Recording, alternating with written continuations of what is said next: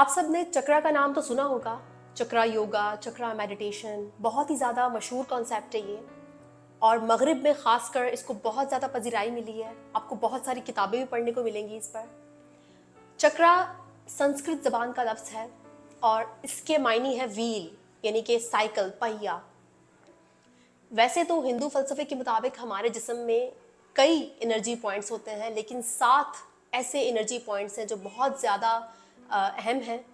और ये जो चक्रा का साइकिल है, ये जो व्हील है, ये जो एक चक्कर जो है ना, वो दरअसल इन 7 एनर्जी पॉइंट से जब एनर्जी गुजरती है ना, तो वो एक चक्कर मुकम्मल होता है। अब मसला ये है कि अगर इन एनर्जी पॉइंट्स में से कोई एक पॉइंट भी ब्लॉक हो, अगर बचपन में ट्रॉमा या घर के हालात या फिर वालदैन का रवैया या फिर ऐसी जगह आप पैदा हुए हैं कि जो काफ़ी डेंजरस जगह है और सिक्योर नहीं है, तो वहाँ पर बहुत मुमकिन है कि इन 7 में से कई चक्र आपके ब्लॉक हो सकता है। और उस ब्लॉकेज, उस बंदिश की वजह से समटाइम्स आपको ज़िंदगी में बहुत से मसाइल का सामना होता है। आपके रिलेशनशिप्स अच्छे नहीं होते, आपकी सेहत अच्छी नहीं होती, या फिर आप कह सकते हैं कि आपके जजमेंट्स अच्छी नहीं होती, आप लोगों को जज नहीं कर सकते, इंतहाई बड़ी बड़ी बेवकूफ़ियाँ, गलतियाँ करते हैं और आपको समझ में नहीं आता कि आप में अकल और शऊर की कमी क्यों है, या फिर आप अच्छे रिलेशनशिप्स क्यों नहीं बना पा रहे हैं। बकौल इस चक्रा वाली फ़िलासफ़ी के कि आपका कोई एनर्जी पॉइंट जो होता है ना, जो कि उस ख़ास चीज़ से रिलेटेड है, उस ख़ास मामले से रिलेटेड है जिसमें आप नाकाम होते जा रहे हैं, और अगर वो बंद है तो आपको मुसलसल नाकामियों का सामना रहेगा। तो उस एनर्जी पॉइंट को खोलने के लिए जो तरीका अपनाया जाता है उसे चक्रा हीलिंग कहते हैं, जो कि चक्रा योगा, चक्रा मेडिटेशन और डेफिनेटली बहुत सारे डिफरेंट एक्शंस लेकर आप उस ट्रॉमा को या उस बंदिश को खोल सकते हैं या ट्रॉमा को हील कर सकते हैं, ऐसा कहा जाता है। और इसमें सिर्फ देखें चक्रा योगा या चक्रा मेडिटेशन इन्वॉल्व नहीं है। जाहिर सी बात है, कोई भी ट्रॉमा हील करना या कोई भी बंदिश को खोलना एक बहुत ही पेचीदा अमल होता है, ठीक है, बहुत ही कॉम्प्लेक्स अमल होता है और उसमें बहुत सारी चीज़ें शामिल होती हैं। और ये जो चक्रा योगा है, जो या चक्रा मेडिटेशन या फिर चक्रा को समझना, उस पेचीदा अवामिल में से एक अमल हो सकता है जो आपकी मदद कर सकता है अपने बारे में समझने में, या जो आपको मसाइल का सामना है उनको सॉर्ट आउट करने में, उनको नाम देने में और फिर उनका हल निकालने में। वक्त ज़ाया किए बगैर और खाबा बहुत लंबा किए बगैर डायरेक्ट हम इन 7 एनर्जी पॉइंट्स का जिक्र करेंगे। और इन 7 एनर्जी पॉइंट्स में सबसे पहला जो पॉइंट है उसका नाम है रूट चक्रा। रूट चक्रा का जो ताल्लुक है ना, वो आपकी सेफ्टी और सिक्योरिटी से है। जी हाँ, अगर आप सेफ और सिक्योर नहीं हैं, आपकी बेसिक नीड्स यानी कि खाना पीना, घर, shelter, safety, security, basic emotional needs यानी कि वालदैन का आपकी ज़िंदगी में होना और आपका ख्याल रखना, अगर ये बेसिक नीड्स आपकी ज़िंदगी में पूरी नहीं है और आप सिक्योर और सेफ फील नहीं करते, तो आपका जो रूट चक्रा है ना, वो डैमेज हो जाता है। बचपन में फ़र्ज़ करें आप ऐसे घर में पैदा हुए हैं कि जहाँ पर आपके वालिदैन इमोशनली या फिज़िकली अनअवेलेबल हैं, मौजूद नहीं हैं, या फिर आप ऐसे मुल्क में पैदा हुए हैं कि जहाँ पर हमेशा अदब यकीनी की सूरत हाल रहती है, जहाँ पर सिक्योरिटी और स्टेबिलिटी नहीं है, तो वहाँ पर अमूमन खौफ जो है ना, वो अपना घेरा बना लेता है, क्योंकि आपको नहीं पता होता कि मुझे अगले टाइम की रोटी मिलेगी नहीं मिलेगी, आपको नहीं पता होता कि मैं सिक्योर हूँ या सेफ हूँ नहीं हूँ। और यही वजह है कि यही अवामिल, यही फैक्टर्स मिलकर आपका जो रूट चक्रा है ना, उसको डैमेज कर देते हैं। तो सबसे बड़ा डैमेज ही यहीं पर होता है। बाकी चीज़ें तो बाद में आएंगी, बाकी चक्रा तो बाद में आएंगे, क्योंकि जब आप सेफ ही नहीं हैं, आप सिक्योर ही नहीं हैं, तो आप बाकी चक्रा की तरफ कैसे अपना ध्यान लेकर जाएंगे। तो सबसे पहले आपकी सेफ्टी और सिक्योरिटी जो है ना, वो बहुत मायने रखती है। और जब आप सेफ या सिक्योर फील नहीं करेंगे तो हमेशा खौफ पे रहेंगे, खौफ आपको घेरे में लेकर रखेगा, डिप्रेस रहेंगे, स्ट्रेस पे रहेंगे। तो रूट चक्रा को हील करने के लिए अव्वल तो आपका सेफ होना बहुत ज़रूरी है। तो रूट चक्रा में अगर आपके घर में सेफ्टी नहीं थी या सेफ्टी वाला इन्वायरमेंट नहीं था और आपका जो रूट चक्रा है वो काफ़ी डैमेज हो गया है और वहाँ पर अभी एनर्जी का फ्लो जो है वो बहुत कम या फिर ना होने के बराबर है, तो फिर उस पॉइंट को हील करना, उस सेफ्टी और सिक्योरिटी वाले सेंस को दोबारा से उजागर करना और उसको बनाना बहुत ज़रूरी है। दूसरा एनर्जी पॉइंट या फिर दूसरा चक्रा, उसे कहते हैं सेक्रल चक्रा, ठीक है। और ये कहाँ पर होता है? ये आपकी नाफ के थोड़ा सा नीचे होता है। और ये वाला जो चक्रा है ना, सेक्रल चक्रा, ये आपके सेक्सुअल प्लेजर, जो आपकी जिनसी प्लेजर है उससे, इमोशंस यानी कि आपके जज्बात, पैशन, जोश और जज्बा, और सबसे बढ़कर क्रिएटिविटी, यानी कि जो आपकी तख्लीकी सलाहियतें हैं, ये उससे मुंसलिक होता है। और अगर ये वाला आपका चक्रा गैर फ़ाल है, यानी कि डिसफंक्शनल है, ओवर एक्टिव या अंडर एक्टिव है, तो बहुत मुमकिन है कि आपकी जो सेक्सुअल डिज़ायर्स हैं वो या तो बहुत ज़्यादा होंगी, हद से ज़्यादा, हर वक्त आपके जहन पर जिनसी सरगर्मियाँ सवार रहती होंगी, या फिर ना होने के बराबर, कि आपकी कोई दिलचस्पी नहीं होगी और सेक्सुअल प्लेजर से आपको एक चिढ़ सी होगी, या फिर आप फील ही नहीं कर सकते होंगे। आपके इमोशंस, आपके जो जज्बात हैं वो गैर फ़ाल होंगे, या तो बहुत ज़्यादा ओवर एक्टिव होंगे या बहुत अंडर एक्टिव होंगे। पैशन या तो बहुत ज़्यादा होगा या फिर बिल्कुल नहीं होगा, कोई एनर्जी नहीं होगी आप में। और क्रिएटिविटी, जी हाँ, जो हमारी तख्लीकी सलाहियतें हैं जिनका ताल्लुक हमारे सेक्रल चक्रा से होता है, वो भी आप में नहीं होंगी। थर्ड चक्रा, यानी कि तीसरा चक्रा जो हमारे पास है, उसे कहते हैं सोलर प्लेक्सस चक्रा। और ये आपके नाफ के ऊपर, आपकी जो पसलियाँ हैं ना, रिब केज, उसके बीच में होता है। और इसका जो ताल्लुक है ना, वो सेल्फ इस्टीम, सेल्फ कॉन्फिडेंस, यानी कि आपकी जो खुद तौकीरी और खुद एतमादी है, उससे है। अगर ये वाला चक्रा डिसफंक्शनल होगा, यानी कि बहुत ज़्यादा ओवर एक्टिव या अंडर एक्टिव होगा, तो आपकी जो सेल्फ इस्टीम है ना, वो बहुत ज़्यादा लो होगी। आप हर वक्त खुद पर डाउट करेंगे, शक करेंगे, आपको अपनी काबिलियत पर हमेशा शक रहेगा, और आप कभी भी अपने बारे में अच्छा महसूस नहीं कर सकेंगे। और ये वाला जो चक्र है ना, इसकी सबसे इंटरेस्टिंग बात क्या है कि चूंकि आपकी सेल्फ स्टीम बहुत लो है, और यही वजह है कि ये आपकी जो, और आप डाउट में भी रहते हैं, बहुत ज़्यादा शक में रहते हैं, और यही वजह है कि ये आपको प्रोक्रेस्टिनेशन में बहुत ज़्यादा ना इसका अमल दखल है, यानी कि ताख़ीर करने में, कि आप अपनी कमिटमेंट्स पूरी नहीं कर पाते, आप प्रोक्रेस्टिनेट करते हैं, आप में एनर्जी नहीं होती। ये तब होता है जब ये अंडर एक्टिव हो। लेकिन अगर ये ओवर एक्टिव है ये चक्रा, तो इसका जो किरदार है ना, वो होता है बहुत ज़्यादा फिर ईगो को बढ़ाने में। ऐसा इंसान जिसकी सेल्फ इस्टीम बहुत लो होती है, तो वो फिर अपनी सेल्फ इस्टीम को ना हैंडल करने के लिए, फिर उसको छुपाने के लिए या बैलेंस करने के लिए, वो क्या करता है, वो ना अपनी ईगो को बहुत बड़ा कर देता है, चिल्लाता है, चीखता है, गुस्सा करता है, अपने आसपास वालों को कंट्रोल करता है। क्योंकि जब आप चिल्लाते हैं, गुस्सा करते हैं, चीज़ें उठा कर फेंकते हैं, ज़रा सी बात पर आपका टेम्पर लूज हो जाता है, तो लोग, आसपास वाले लोग कंट्रोल में आ जाते हैं आपके, वो आपसे डरने लगते हैं। और आप जो है ना, वो इस तरह से कर करा के अपने अंदर की जो बिल्कुल लो सेल्फ स्टीम है ना, आप उसे कंट्रोल करते हैं। तो जो सोलर प्लेक्सस चक्रा है, अगर ये डिसफंक्शनल होगा, तो या तो आप प्रोक्रेस्टिनेट करेंगे और कमिटमेंट कभी पूरी नहीं कर पाएंगे, और अपने बारे में आपका जो तसव्वुर है, परसेप्शन है, वो बहुत ही ज़्यादा लो होगा। या फिर आप अपनी लो सेल्फ स्टीम को बैलेंस करने के लिए बहुत ज़्यादा इगोइस्ट, बहुत ज़्यादा सेल्फ सेंटर्ड, या फिर गुस्से वाले और दूसरों को कंट्रोल करने वाले बन जाएंगे। मुझे बजाते खुद जो मेरे जितने भी चक्रा थे ना, उसमें सबसे ज़्यादा जो डैमेज था वो सोलर प्लेक्सस चक्रा ही था। और इस चक्रा की मुझे नहीं पता ये सबके साथ होता है कि नहीं होता, लेकिन जो आपके रिब केज है ना, इसके बीच में बहुत ज़्यादा सेंसेशंस प्रोड्यूस होते हैं जब आपको एंजाइटी होती है। मतलब आपको कुछ ऐसा काम करना है कि जो आपके कंफर्ट जोन को चैलेंज करेगा, या फिर जो आपकी सेल्फ स्टीम से, सेल्फ कॉन्फिडेंस से रिलेटेड है।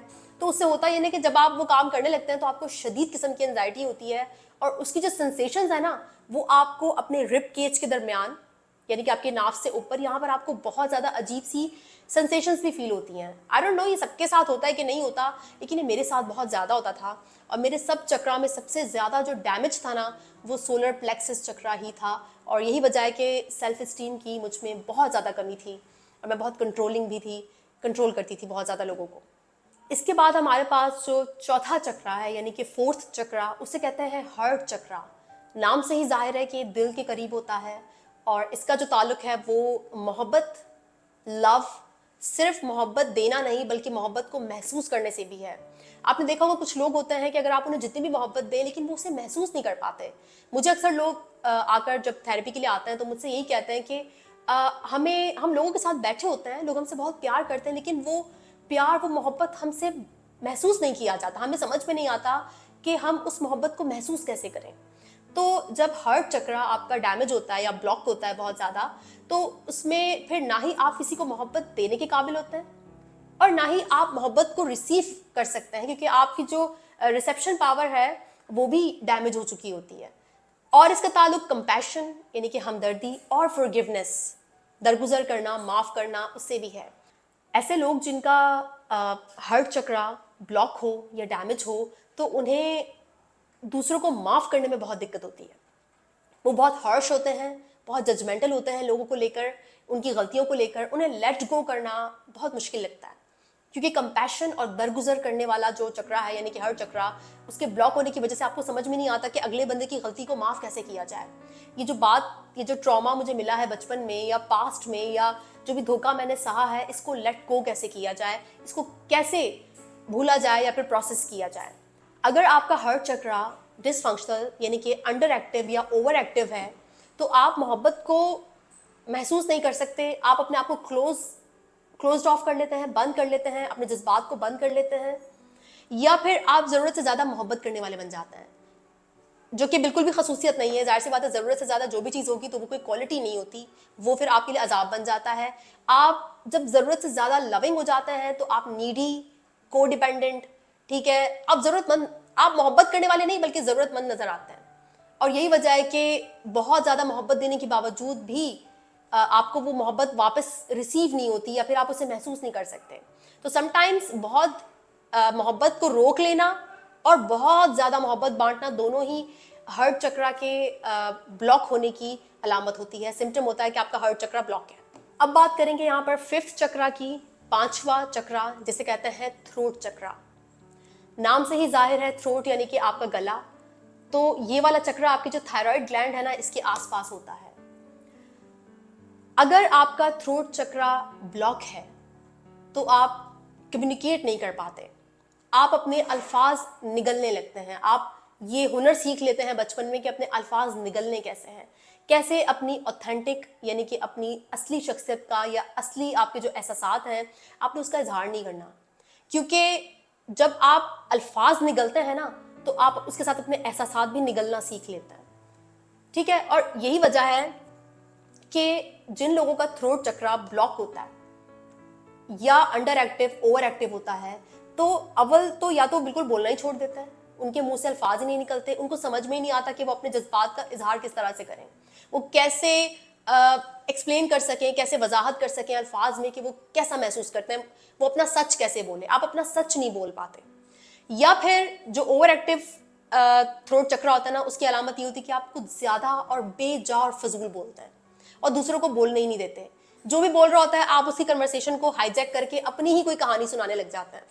तो जिनका थ्रोट चक्रा ओवर एक्टिव होता है, वो कन्वर्सेशन में यानी कि गुफ्तगू में बहुत डोमिनेंट होने की कोशिश करते हैं, फजूल बेजा बोलते हैं, उन्हें नहीं समझ में आता कि उन्हें कब स्टॉप होना है और कब बोलना है। और यूं ही फजूल और बेजा बोलना और वो ना बोलना जो आप महसूस कर रहे हैं, जो आपके रियल एहसासात हैं, आपको और भी अनरियल बनाता है, गैर हकीकी बनाता है। और दूसरा ये कि आप हर वक्त यही सोचते रहते हैं कि दूसरे आपके बारे में क्या सोचेंगे। अगर आपने उन्हें ये बता दिया, इन अल्फाज के जरिए अपने एहसासात का इजहार कर लिया कि दरअसल आपकी हकीकी शख्सियत क्या है, आपके हकीकी ख्यालात, तसव्वुरात क्या हैं। और यही वजह है कि जिनका थ्रोट चक्रा ब्लॉक होता है, उन्हें बोलने में, कम्युनिकेट करने में बहुत दिक्कत होती है। अब बात करेंगे सिक्स्थ यानी कि छठे चक्रा की, और उसे कहते हैं थर्ड आई चक्रा, यानी कि तीसरी आंख वाला चक्रा, ठीक है। तीसरी आंख को लेकर इतना ज़्यादा एक अजीब सा कॉन्सेप्ट है, उसको थोड़ा शैतान वाली आंख माना जाता है, पर ऐसा नहीं है। आप जब नमाज पढ़ते हैं और आप जब सजदा करते हैं, क्योंकि तीसरी आंख यहाँ होती है आपके बिल्कुल दोनों आईब्रोज के बीच में, ठीक है। तो जब आप सजदा करते हैं तो आप अल्लाह से क्या मांग रहे हैं? आप अल्लाह से इंट्यूशन मांग रहे हैं, वजदान मांग रहे हैं। आपकी समझ में नहीं आ रहा कि आपके मसले कैसे हल होंगे, आपकी अकल ने काम करना छोड़ दिया है, तो आप इंट्यूशन, चूंकि थर्ड आई चक्रा का जो ताल्लुक है वो इंट्यूशन यानी कि वजदान, बसीरत से है, ठीक है। तो आप अल्लाह से यही पूछ रहे थे कि या अल्लाह मैं क्या करूं, मैं कैसे इस मसले का हल निकालूं, मेरी मदद कर, तू ही कुछ बता कि मैं करूं तो क्या करूं। तो वो जो कहते हैं ना कि अल्लाह की तरफ से बस मुझे, मेरे अंदर एक फीलिंग आ रही है या फिर मुझे एक गट फीलिंग आ रही है कि यार मुझे ऐसा नहीं, ऐसा करना चाहिए, या फिर ये बंदा मेरे लिए सही है कि नहीं है। तो दरअसल वो थर्ड आई यानी कि आपकी तीसरी आंख का कमाल होता है कि अगर वो ब्लॉक होगी तो आपके जजमेंट्स बहुत ही फुलिश होंगे, बेकार होंगे, बेवकूफ़ाना होंगे, और आप हमेशा सेल्फ डाउट में रहेंगे। आपको कभी भी खुद पर एतमाद नहीं होगा। जाहिर सी बात है, आपके फैसले ही इतने बुरे हैं। जब फैसले बुरे होते हैं तो आपका ब्रेन समझ जाता है कि नहीं भाई, आपकी जजमेंट्स अच्छी नहीं है। तो जिन लोगों का थर्ड आई चक्रा ब्लॉक होता है या फिर अंडर एक्टिव, ओवर एक्टिव होता है, तो या तो उनकी जो इमेजिनेशन होती है ना, वो बिल्कुल भाग रही होती है, उनकी सोचें रेसिंग थॉट्स होती हैं, भाग रही होती हैं बिल्कुल, उनको समझ में नहीं आता कि उसे कंट्रोल कैसे करना है। या फिर वो बहुत ज़्यादा इंटेलेक्चुअल होते हैं, बहुत ज़्यादा दानिश्वर बनने की कोशिश करते हैं, हर चीज़ को दानिश यानी कि इंटेलेक्ट की नज़र से देखते हैं। जबकि कुछ चीज़ें ऐसी होती हैं जो इंट्यूटिव होती हैं, कि जहाँ पर आपकी अकल जवाब दे जाती है। और यही वजह है कि जब आपकी इंट्यूशन काम नहीं करती, यानी कि आपकी गट फीलिंग के साथ आप जुड़े हुए नहीं होते हैं, तो फिर आपके गलत फैसले आपको ये समझाते हैं कि दुनिया एक भरोसा करने वाली जगह नहीं है, लोग भरोसा करने वाले नहीं हैं। और कभी कभार ऐसा होता है कि आपकी ये वाली सोच आपको मजीद इंट्रोवर्ट बना देती है, आपको बहुत महदूद कर देती है अपने तजुर्बात में। और यही वजह है कि जब आपका वजदान यानी कि आपका जो इंट्यूशन है, जब वो डिस्कनेक्टेड हो, आप उससे डिस्कनेक्टेड हो अपनी गट फीलिंग से, तो फिर आपको समझ में नहीं आता कि कौन सा इंसान आपके लिए बेहतर है और कौन सा बेहतर नहीं है। और आप ऐसे लोगों पर भी भरोसा कर लेते हैं, ठीक है, अपने अकल और खिरत का सहारा लेकर, सिर्फ इंटेलेक्ट का सहारा लेकर, उसके एक्शंस जो दिखाना चाह रहा है आपको वो देखकर आप ऐसे फैसले ले लेते हैं कि जो बाद में फिर आपको पछताने पर मजबूर करता है। क्योंकि हो सकता है जो आपको अपने एक्शन से लव बॉम्बिंग करके और आपको सुहाने ख्वाब दिखा रहा हो, वो कोई नार्सिसिस्ट हो, और चूंकि आपकी गट फीलिंग तो है डिस्कनेक्टेड है, डैमेज है, ब्लॉक्ड है, आपको नहीं पता, और आप उसके उन एक्शंस को देखकर जो बड़े बड़े एक्शंस वो आपको दिखा रहा है, बड़े बड़े ख्वाब दिखा रहा है, वो आप देख रहे हैं और आप उसकी बातों में आ रहे हैं, तो फिर आपके गलत फैसले आपको सारी ज़िंदगी के लिए पछतावे पर मजबूर कर सकते हैं। अब बात करेंगे सेवंथ चक्रा यानी कि सातवें चक्रा की, जिसे कहते हैं क्राउन चक्रा। क्राउन से लफ्ज़ से ही जाहिर है कि ताज यानी कि सर के ऊपर, इस जगह पर, ठीक है, आपका जो क्राउन चक्रा है वो आपके सर के ऊपर होता है। और इसको सेल्फ एक्चुअलाइजेशन, जी हाँ, आपकी जो सेल्फ नॉलेज या जो आपका खुद की जो हकीकत है उसको मालूम करना, अपनी पर्सनालिटी को, अपनी शख्सियत को, अपने इमोशंस को, क्योंकि आप नीचे वाले चक्रा से स्टार्ट करें ना, जो फर्स्ट चक्रा से स्टार्ट लेते लेते जब आप आखिरी चक्रा पर आते हैं तो आप काफ़ी कुछ जान लेते हैं, अपने बारे में भी, दुनिया के बारे में भी, लोगों के बारे में भी। तो वो हायर सेल्फ, कॉन्शियस सेल्फ, यानी कि वो वाला सेल्फ, वो वाला इंसान जो शऊर याफ्ता है, जिसकी समझ में आ गया है कि वो खुद भी कौन है वो, उसकी क्या उसके इमोशंस कैसे हैं, या फिर उसकी क्रिएटिविटी क्या है, या वो दूसरों से कनेक्ट कैसे होता है, क्या वो अपना सच बोल सकता है कि नहीं बोल सकता, क्या उसका परसेप्शन है ज़िंदगी के बारे में, क्या वो अपनी गट फीलिंग से, अपने इंट्यूशन से कनेक्टेड है या कनेक्टेड नहीं है। तो ये सब करते कराते जो सबसे एंड रिजल्ट जो होता है ना, वो होता है self knowledge, self awareness, self actualization. जिन लोगों का क्राउन चक्रा ब्लॉक होता है, अंडर एक्टिव या ओवर एक्टिव होता है, वो या तो अपनी ज़िंदगी में बिल्कुल डायरेक्शनलेस होते हैं, ठीक है, निहिलिस्ट होते हैं, कहते हैं कुछ भी नहीं है, समझ में नहीं आ रहा क्या करे ज़िंदगी का, कोई पर्पस नहीं होता, ठीक है, कोई उनका कनेक्शन नहीं होता, ना अपने आप से, ना अपने आसपास वालों से। मायूसी का शिकार होते हैं बहुत ज़्यादा, क्योंकि ज़िंदगी में कोई सिमत ही पता नहीं होती। या फिर अगर आप ओवर एक्टिव है आपका क्राउन चक्रा, तो फिर आप बहुत सारे मकासद बना लेते हैं ज़िंदगी में, इतने ज़्यादा मकासद, इतने ज़्यादा पर्पज़ होते हैं, और वो सारे पर्पज़ आपके मटीरियल वेल्थ से रिलेटेड होता है, सिर्फ मटीरियल से रिलेटेड होता है, कि आप अपने पास सिर्फ चीज़ें जमा कर रहे होते हैं और चीज़ों को हासिल करने के मकासद होते हैं, और वो चीज़ें हासिल करने में आपकी जो ग्रीड है, जो लालच है, वो ज़रूरत से ज़्यादा हो जाती है। और ये चीज़, ये लालच और सिर्फ अपने बारे में सोचना और अपने मकासद हासिल करना आपको लोगों से और कायनात यानी कि यूनिवर्स से डिटैच कर देता है। क्योंकि जब आपका क्राउन चक्र एक्टिवेट होता है तो आप समझ लेते हैं इस बात को कि मैं भी अल्लाह की बनाई हुई इस कायनात का एक छोटा सा हिस्सा हूँ, एक ज़र्रा हूँ। लेकिन अगर आपका क्राउन चक्र एक्टिवेटेड नहीं है और वो ब्लॉक है, तो फिर आप अपने आप को कायनात और पूरी इंसानियत से अलग समझते हैं। आपकी लालच आपको सिर्फ ये समझाती है कि कैसे अपने मकासद हासिल करने हैं, दूसरों को गिराकर या फिर तकलीफ पहुंचाकर, खासकर अपने आसपास वालों को। तो आप लोगों से, अपने आप से और अल्लाह की कायनात से डिटैच होते हैं, अटैच नहीं होते। और ये चीज़ आपको फ्रस्ट्रेट, मायूस कर देती है तब जब एक टाइम ऐसा आता है कि जब आप फुली डिस्कनेक्टेड हो जाते हैं ना, आपको समझ में ही नहीं आता, क्योंकि हर चीज़ की एक हद होती है, आपके मटीरियल मकासद को भी हासिल करने की एक हद होती है। तो समटाइम्स जब नेचर के कवानीन आते हैं और आपके रास्ते, आपके आड़े आते हैं, तो आपको समझ में आता है कि हर चीज़ वैसी नहीं है जैसे आप प्लान करते हैं। कभी कभार आपके प्लान्स चौपट हो जाते हैं, पूरे नहीं होते, तो फिर आपको अंदाज़ा होता है कि आपका हर पर्पस पूरा नहीं हो सकता। तो फिर आपको अंदाज़ा होता है कि आप अकेले इंडिविजुअल नहीं हैं, बल्कि आप दूसरे लोगों पर भी डिपेंडेंट हैं, बल्कि आप इस पूरे इकोसिस्टम का एक हिस्सा हैं। इस पूरे निज़ाम का एक हिस्सा हैं जो अल्लाह ने बनाया, और आप इस निज़ाम से ऊपर, बरतर या अलग नहीं हैं। तो फिर आप डिस्कनेक्ट फील करते हैं जब आपका क्राउन चक्रा डीएक्टिवेट होता है, एक्टिवेट नहीं होता, अंडर एक्टिव या ओवर एक्टिव होता है, तो आप अपने आप से, कायनात से और हर चीज़ से डिस्कनेक्ट होते हैं। बात यह है कि अगर फ़र्ज़ करें ये सारे चक्र आपको पता चल भी जाएं और आप इनके बारे में पढ़ें, इनको हील करें, चक्रा योगा, चक्रा मेडिटेशन या फिर जो डिफरेंट स्टेप्स हैं, जो एक्शन है वो लेना बहुत ज़रूरी है। बैठे बिठाए आंखें बंद करके सारे चक्रा हील नहीं होते हैं, बल्कि एक्शन लेना पड़ता है, अप्रोप्रिएट मुनासिब एक्शन, अपने कंफर्ट जोन से बाहर निकलना पड़ता है।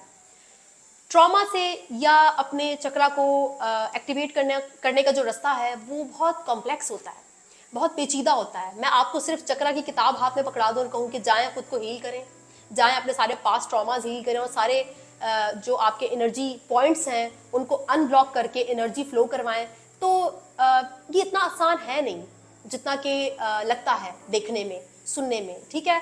तो ये बहुत ही कॉम्प्लेक्स प्रोसेस है। इसकी कॉम्प्लेक्सिटी को अपने जहन में रखकर आप इसके बारे में मज़ीद पढ़ सकते हैं कि कैसे चक्रा योगा या चक्रा मेडिटेशन से इन 7 चक्रा को हील किया जा सकता है और मज़ीद क्या स्टेप्स लिए जा सकते हैं। अगर आप चाहते हैं कि मैं इस पर वीडियो बनाऊं तो मुझे ज़रूर बताइएगा कि चक्रा योगा और चक्रा मेडिटेशन पर मज़ीद वीडियो होनी चाहिए या नहीं, या फिर ये बात यहीं ख़त्म कर देनी चाहिए इन 7 एनर्जी पॉइंट्स पर जो मैंने अभी एक्सप्लेन किए, या फिर हमें आगे इस पर बात करनी चाहिए या नहीं।